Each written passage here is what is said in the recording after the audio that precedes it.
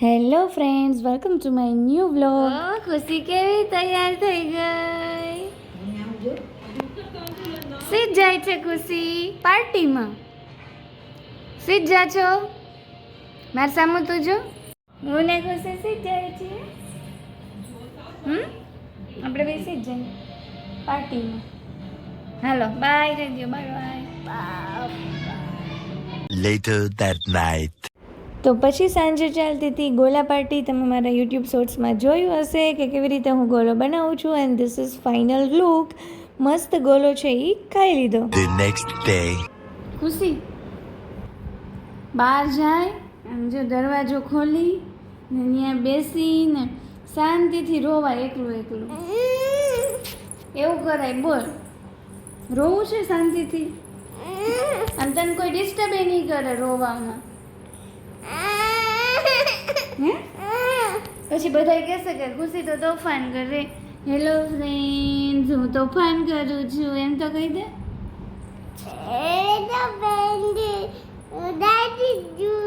Hello friends, ખુશી તોફાન કરતી નથી, કરે છે.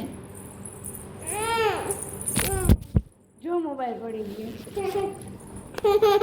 હું તને શું કહું છું કે તું બહાર જઈને શાંતિથી રો ને નીરતે નીરતે. મસ્ત કોઈ ડિસ્ટર્બ ન કરે. અહીંયા હું તને ડિસ્ટર્બ કરું રોવામાં. ખુશી હું તને અહીંયા ડિસ્ટર્બ કરું છું રોવામાં. તું જોર જોરથી રોવું ને તારે મારા કાન દુખી જાય.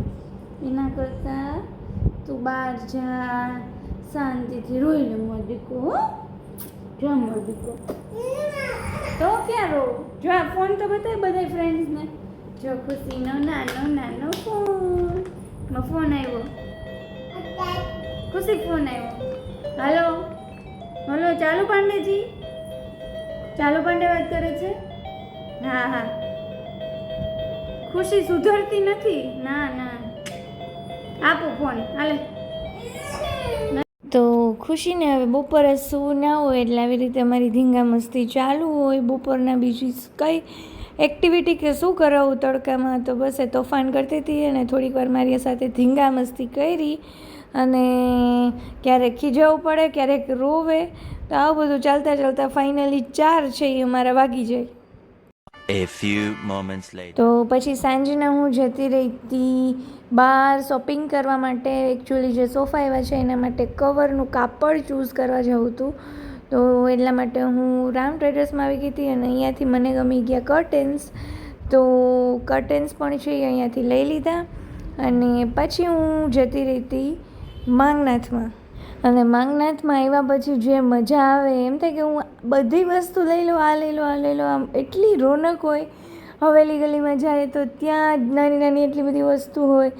અહીંયા મતલબ લેડીઝને બધાને યાર આમ શોપિંગ કરવા મળે તો બીજું કાંઈ ના જોઈએ. તો અહીંયા હું આવી હતી મનન માટે છે એ કપડાં લેવા માટે, જે મેં લઈ લીધા હતા. પણ લીધા પછી છે એક લોચો થઈ ગયો કે જીન્સ મતલબ જે પેન્ટ છે થોડુંક ટાઈટ ફિટિંગનું આવી ગયું હતું. તો પછી પાછું ચેન્જ કરાવી આવશું. અને આ ફાઇનલી બની ગયો તો મારો હાંડવો. અને પછી હું ચેન્જ કરતી હતી જે કર્ટેન્સ નવા લાવી હતી એ. તો મને આમ નવી વસ્તુ આવે તો આમ શાંતિ ન થાય, જલ્દી ચેન્જ કરી નાખું તો જ મજા આવે. તો બસ નવા કર્ટેન્સ થઈ ગયા હતા એડ. હવે નવા સોફાના કવર પણ આવી જશે. પછી ફાઇનલ લુક છે એ થઈ જશે રેડી.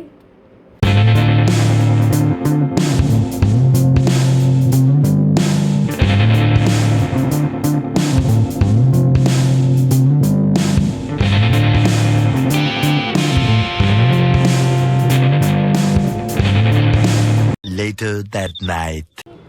કોણ? ઈ બોલ નથી કરતા, તું બોલ કરસ. કોઈ નથી બોલતું. ને ધીસ ઇઝ સોફા કમ્પ્લીટ. આવી રીતે આ છે એ બહાર ખુલી જાય અને અહીંથી આવી રીતે તમે ખેંચો.